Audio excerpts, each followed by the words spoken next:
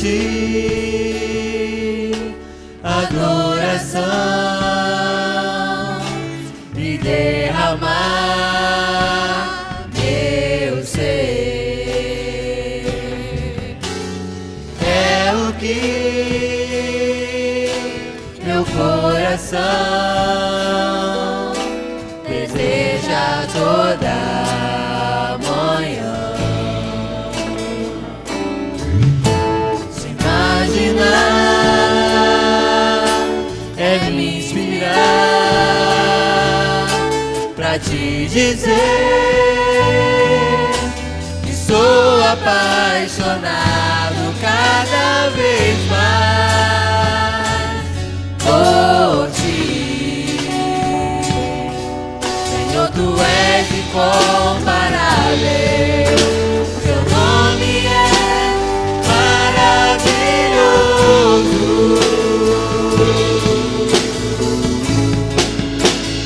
Leva-me além,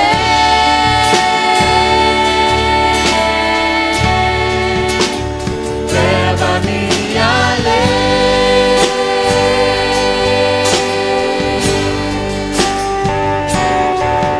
A um nível mais profundo de intimidade contigo, ó Senhor.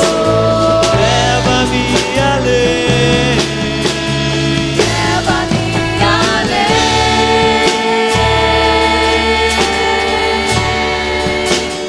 leva-me além.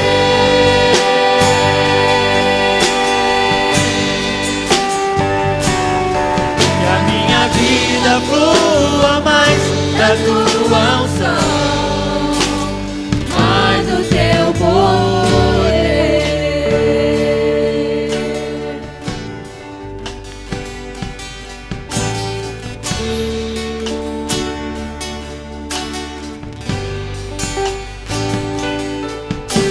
Render a ti adoração e derramar meu ser. É o que meu coração deseja toda manhã. Se imaginar é me inspirar pra te dizer que sou apaixonado cada vez mais por ti. Senhor, tu és incomparável, teu nome é maravilhoso.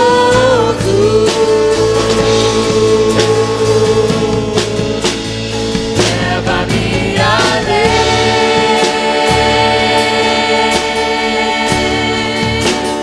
leva-me além.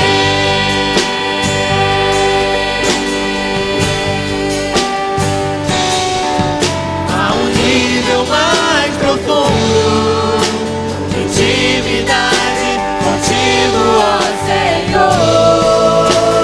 Leva-me além, leva-me além,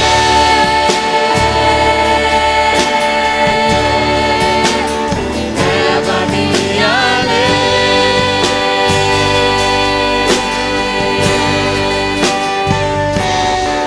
A minha vida flua mais da tua unção, mais do teu poder.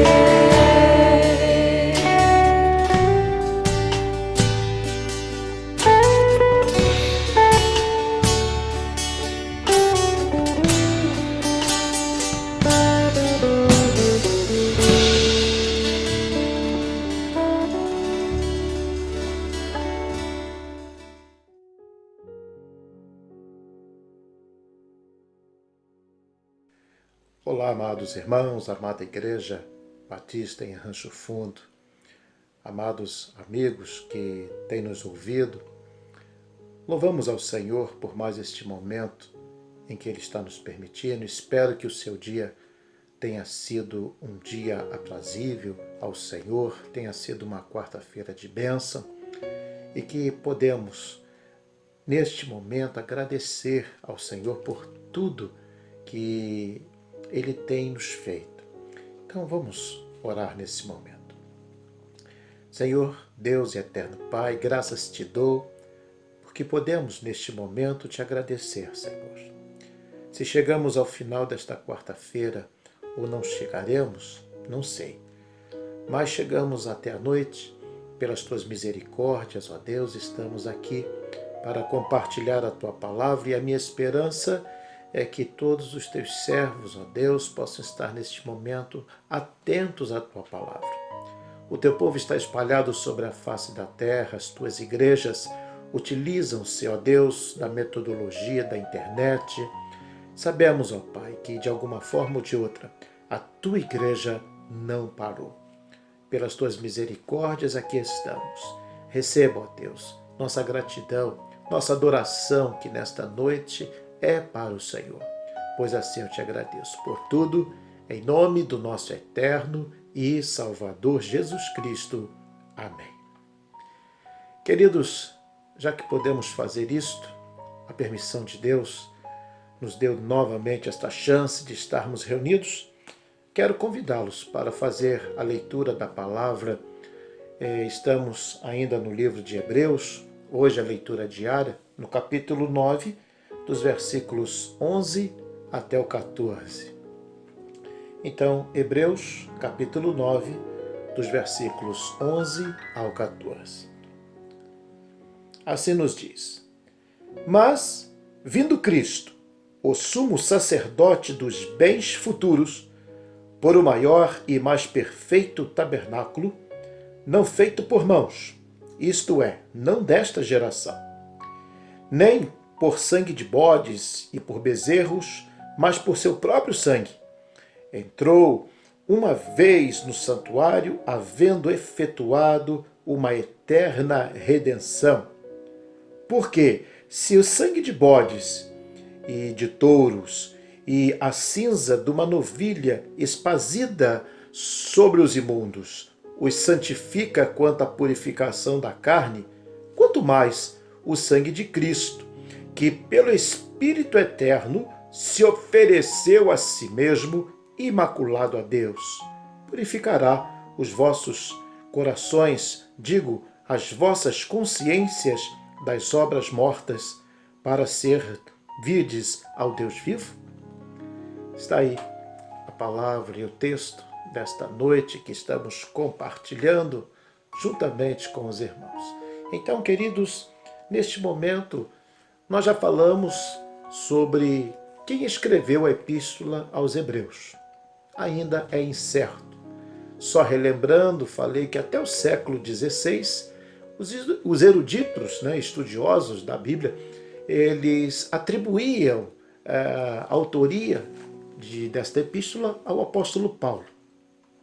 Mas ao passar dos séculos, pôde-se perceber que algumas comparações vimos em relação à estrutura do livro de Hebreus, chega-se à conclusão de que Paulo não era muito categórico em atribuir muitas questões do Antigo Testamento.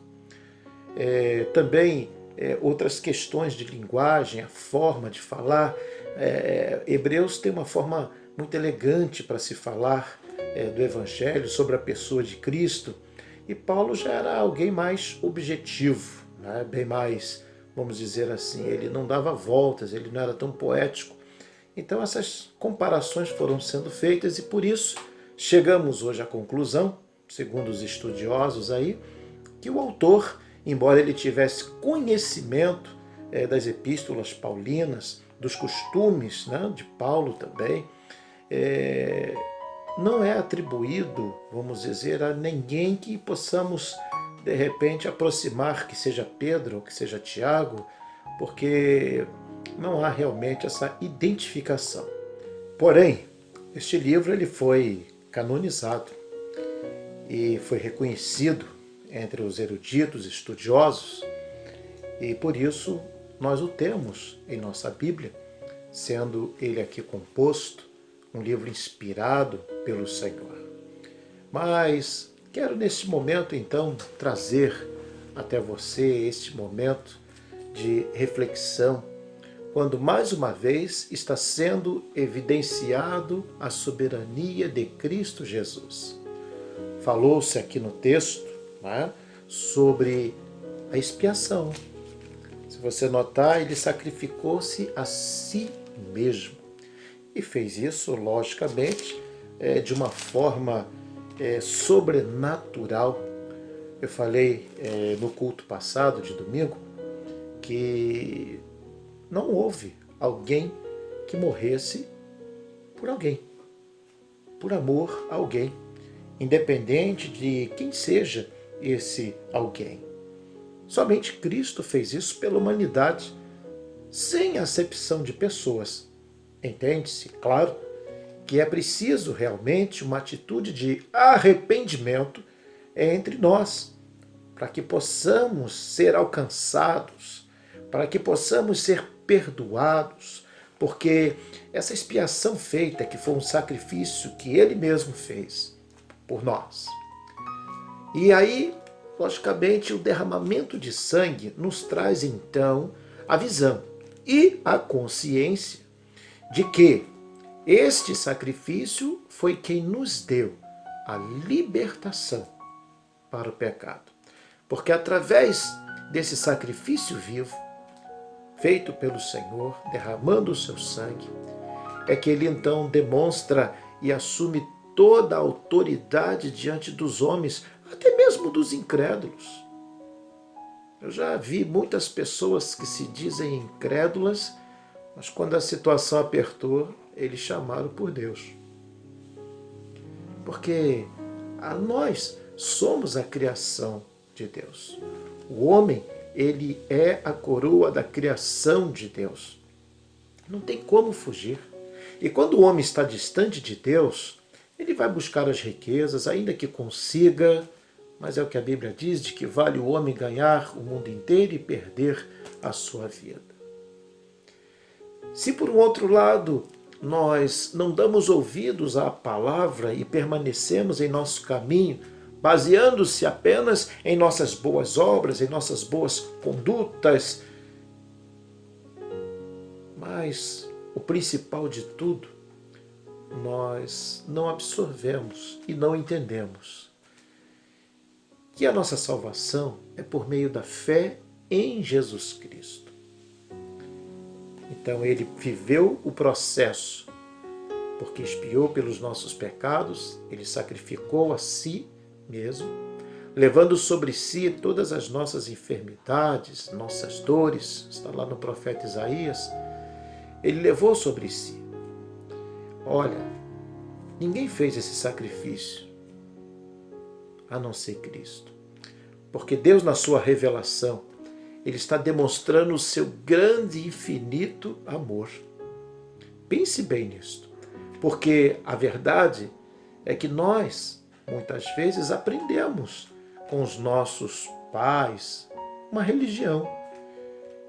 E a religião, ela diz que nós devemos de amar a Deus. A religião diz que nós devemos de ir na igreja.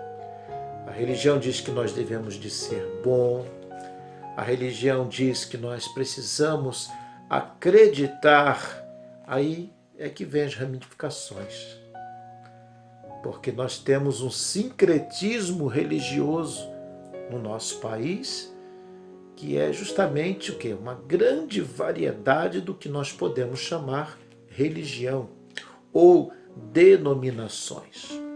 Inclusive, temos denominações que eles não olham para Jesus como sendo autor e consumador de nossa fé, como sendo o libertador da humanidade, como sendo o salvador desta humanidade. Mas não estamos aqui para falar de denominações, porque muito melhor é Cristo. Como disse lá o versículo 11, vindo Cristo, o sumo sacerdote dos bens futuros. Porque por um maior e mais perfeito tabernáculo, não feito por mãos, isto é, não desta criação.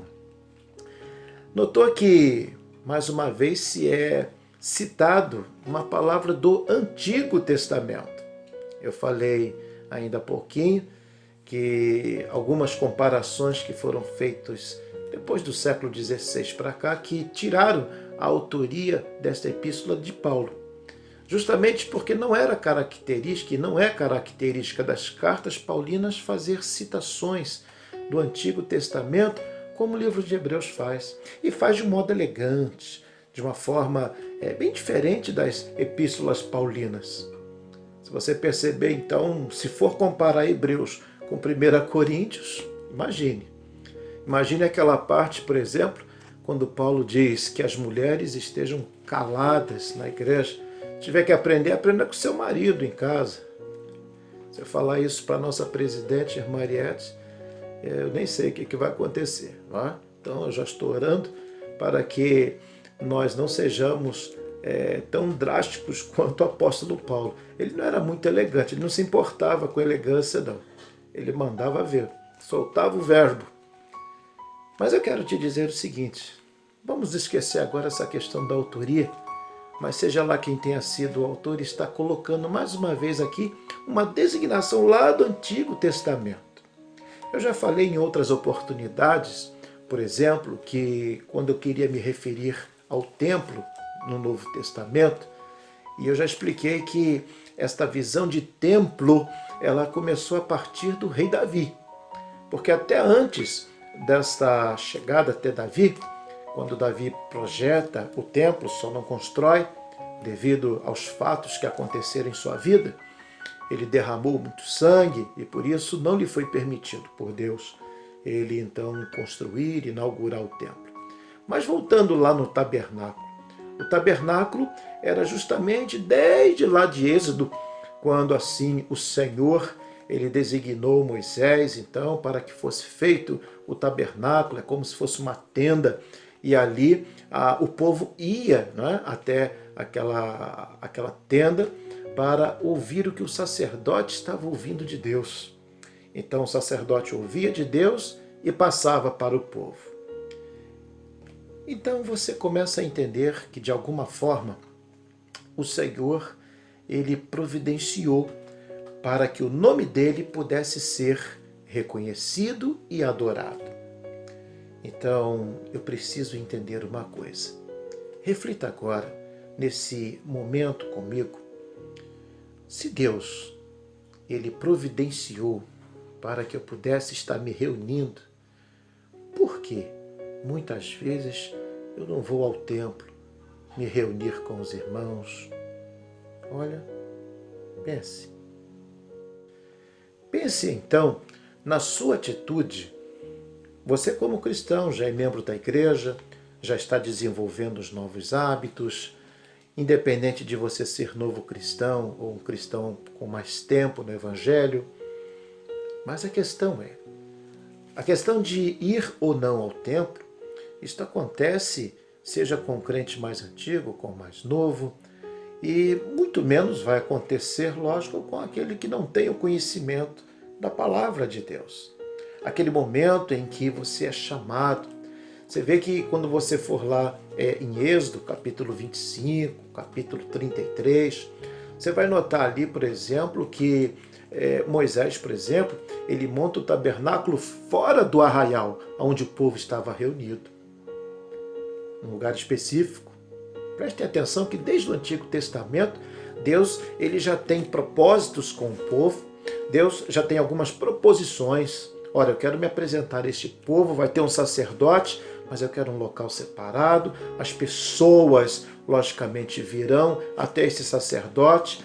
As pessoas comuns não entravam no tabernáculo, era uma questão tão somente para os sacerdotes, no caso para Moisés, que liderou o povo de Israel durante muitos anos.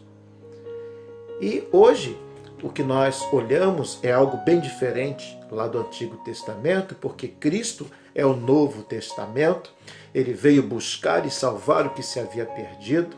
Então, vamos dizer, de Mateus para cá, que é o Novo Testamento, a partir do nascimento de Cristo, que foi a manifestação em forma de carne, porque ele veio e habitou entre nós, começamos a entender que a ideia do templo, que já existia desde o tempo de Davi para cá, ela começou então a ser prolongada.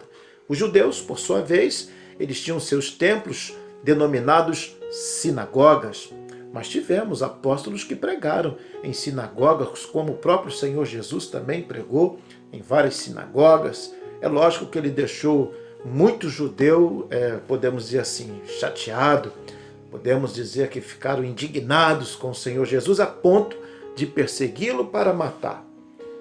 Principalmente quando ele dizia, né, ser como Deus, ser igual ao Pai, eu e o Pai somos um. E essas conversas foram soando no ouvido dos judeus que não criam, e foi um grande problema. E não está muito diferente hoje. Não está diferente porque mesmo no Brasil, quantas pessoas ainda não acreditam na soberania do Senhor? Quantas pessoas apostam que por serem bons, de terem boas atitudes, como eu já falei no culto passado, não é isso que vai nos trazer salvação, embora é um dever nosso sermos bons, sermos humildes, cooperar com as pessoas, dar pão para quem tem fome, roupa para quem está nu, visitar os enfermos e assim sucessivamente. Até porque são proposições ditas pelo Senhor Jesus. E olha o que ele diz: vós sereis meus amigos se fizerdes o que eu vos mando. Mas voltando então, irmãos, eu pedi para que você começasse a pensar, a refletir, né, sobre esta questão. Essa questão justamente de quê?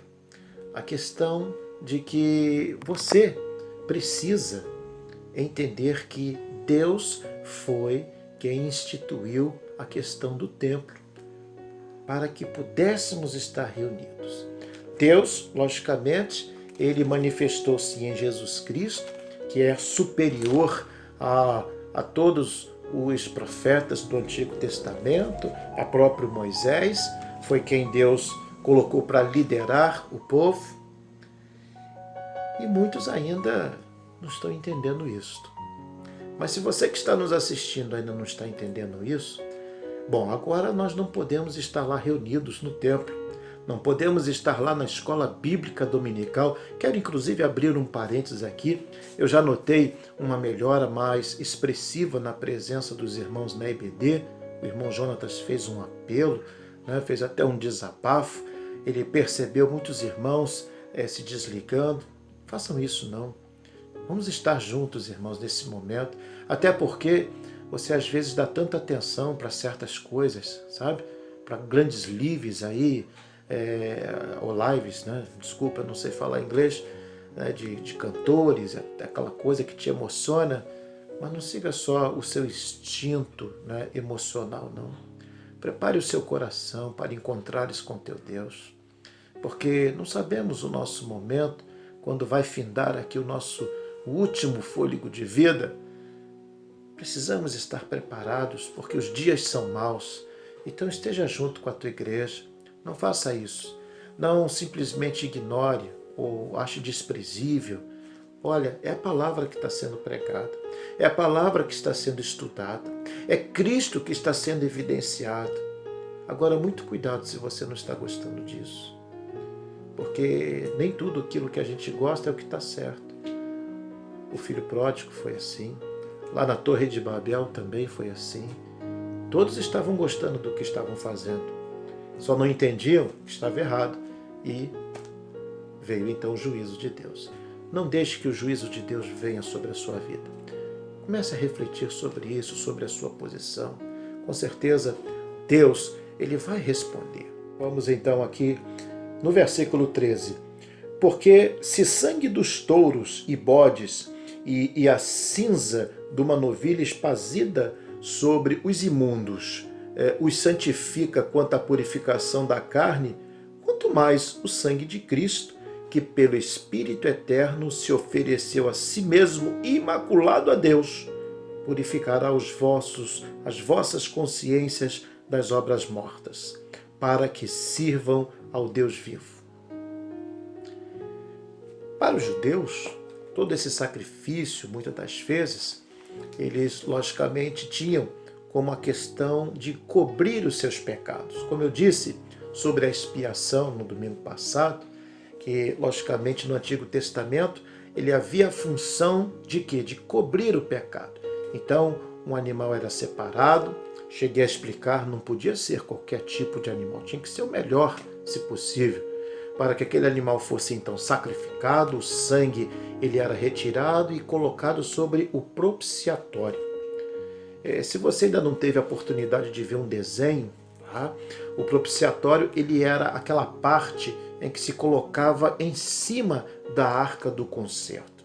Ele servia como tampa, né? Tinha uns querubins, né? Um em cada extremidade, um olhando para o outro, era feito tudo de ouro, tá?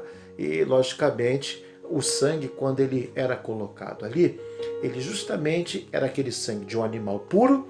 Então esse sacrifício era para justamente, vamos dizer, me tirar, tá?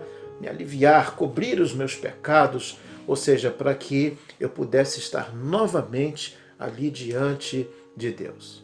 Só que muitos faziam isso e a questão era assim, a corrupção é uma miséria. Desde o céu, né, quando Satanás se rebelou contra Deus e foi expulso, logicamente naquela ocasião, quantos já não faziam isso? Pegava um animal de qualquer raça, todo manco, cego, coxo, e prova disso, chega lá em Malaquias, o Senhor, eu estou repetindo o que eu já preguei na semana passada, e Deus repreendeu os sacerdotes. O que estão fazendo? Estão oferecendo para mim animais coxos, cego, manco. Vai oferecer para os seus líderes, para os seus reis, para os seus governadores, alguma coisa desse tipo, se eles vão aceitar. Vai pagar o imposto lá pela metade, faltando um pedaço, para ver se eles vão aceitar. Era mais ou menos essa questão que Deus estava chamando a atenção. Estava fazendo a coisa assim, tratando as coisas de Deus como em segundo plano, não interessava muito. Será que era porque Deus não estava ali presente? Não é? Parece que quando as coisas não estão presentes, a gente, sei lá, a gente extrapola. Vê o filho pródigo, né? Saiu da presença do pai, extrapolou. Era festa quase todo dia, uma mulher cada dia, e foi gastando dinheiro, até que tudo acabou. E depois que tudo acabou, aí teve que voltar, sem nada, quase morto. Então, como é que a gente está vendo isso? Você como cristão, como é que você está vendo a sua vida, a sua adoração ao Senhor? Você às vezes dá muito valor ao quê, na verdade? Você dá valor só àquilo que você faz, aquilo que te provoca alegria, aquilo que te faz chorar? Ou você, logicamente, ainda não entendeu que a verdadeira adoração vem realmente daquele que cumpre o seu dever de casa, que olha para o seu próximo? Porque o segundo grande mandamento é o quê? Amar ao teu próximo como a ti mesmo. Então, se você, logicamente, é uma pessoa que está preocupada de ajudar o seu próximo e longe de querer aparecer com isso, ajudar e não precisa nem ninguém saber que você ajudou, porque essa é a maneira melhor que temos para fazer, que é a maneira que a Bíblia nos ensina. Amém. Glórias a Deus. Isso significa que a expiação do seu pecado não é mais aquela do Antigo Testamento, que servia só para cobrir os erros. Mas a expiação do seu pecado lhe trouxe um renovo de vida. Você não é mais injusto. A injustiça caiu sobre terra, porque o sangue do Senhor Jesus te purifica. O sacrifício dele não foi em vão, e você está disposto a renunciar também, a cortar de sua vida as coisas ruins que desagradam a Deus. Glória a Deus. Esse é o caminho, e precisamos perseverar, porque na verdade, irmãos, eu já falei isso em outra ocasião, o pecado é como Satanás, ele está em nosso redor. Satanás está bramando como um leão, 1 Pedro 5,8, buscando a quem possa tragar. Então vigiai e sede sóbrios. E o pecado é a mesma coisa. Você vê que o apóstolo Paulo, por exemplo, ele chega a dizer, parece que é em Romanos, né, que o pecado que ele não queria fazer, ele estava sempre fazendo. O bem que ele queria fazer, não fazia, mas o mal que não queria, estava sempre fazendo. Questões humanas, e a gente tem que aprender a lidar com essas coisas. Então, se você dá mais valor àquilo que você faz dentro do templo, e quando sai do templo, você saia dali talvez satisfeito que fez o seu dever, tá?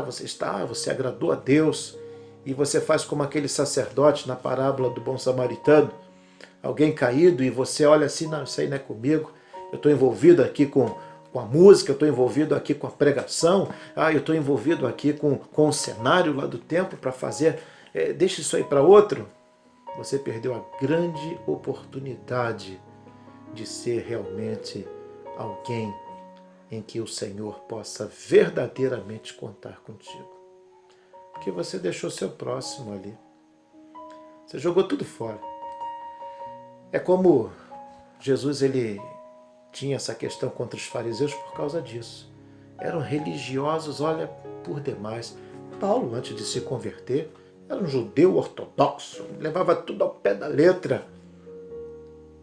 Mas precisou cair do cavalo para conhecer a Jesus. Porque se ele não caísse, ele não iria escutar a voz de Jesus. Às vezes a gente precisa de uma queda. Uma queda para a gente chegar ao chão, para a gente escutar aquela voz. Por que me persegues? E aí você então vai ter a maior oportunidade da sua vida de entregar a sua vida a Jesus. Então está aqui, amados irmãos, Cristo é o presente de Deus para o mundo. É a lição que estamos estudando esta semana na revista Palavra e Vida. Com certeza já vimos Cristo, né, a mão amiga de Deus, e agora estamos aqui, Cristo, presente de Deus para o mundo. Se você ainda não recebeu este presente, acorda, está na hora. Você já é membro da igreja, mas está aí sem saber o que vai fazer. De repente você está aí me ouvindo agora e está apavorado com essa pandemia, com medo de morrer. Opa! Cadê o Espírito Santo sobre a sua vida, meu irmão? Abre o seu coração, joga essa preocupação de lado. Uma hora a morte vai chegar mesmo, não tem jeito. De um jeito ou de outro. Não vai adiantar você se esconder, não. Como o juízo de Deus. Vai ser para todos. Não tem como se esconder, não. Então preste atenção.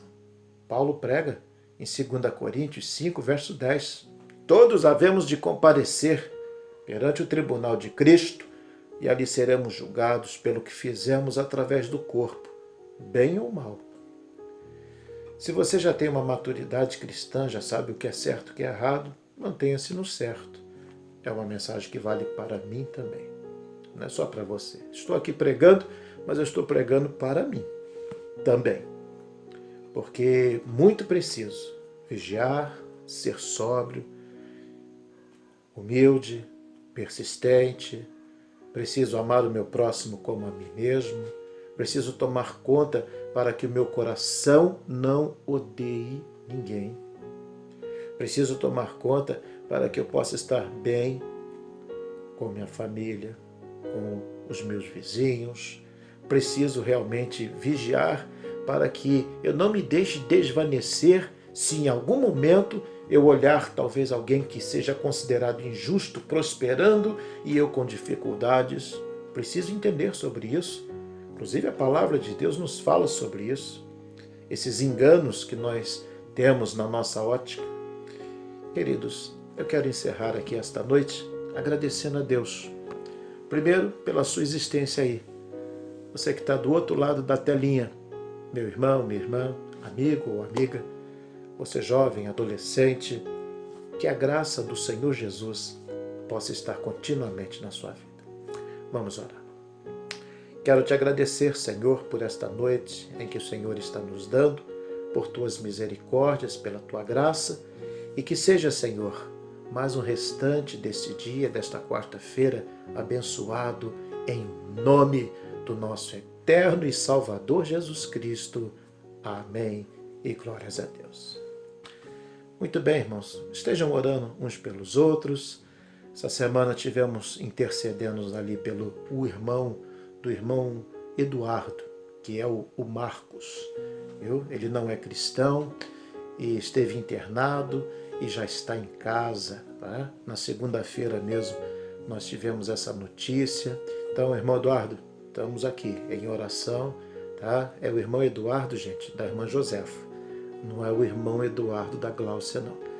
Então, o irmão Eduardo da irmã Josefa está lá grato a Deus, mas continua pedindo a oração, até mesmo pela conversão do Marcos. Né? Quem sabe essa reviravolta aí dessa enfermidade possa ter feito ele refletir.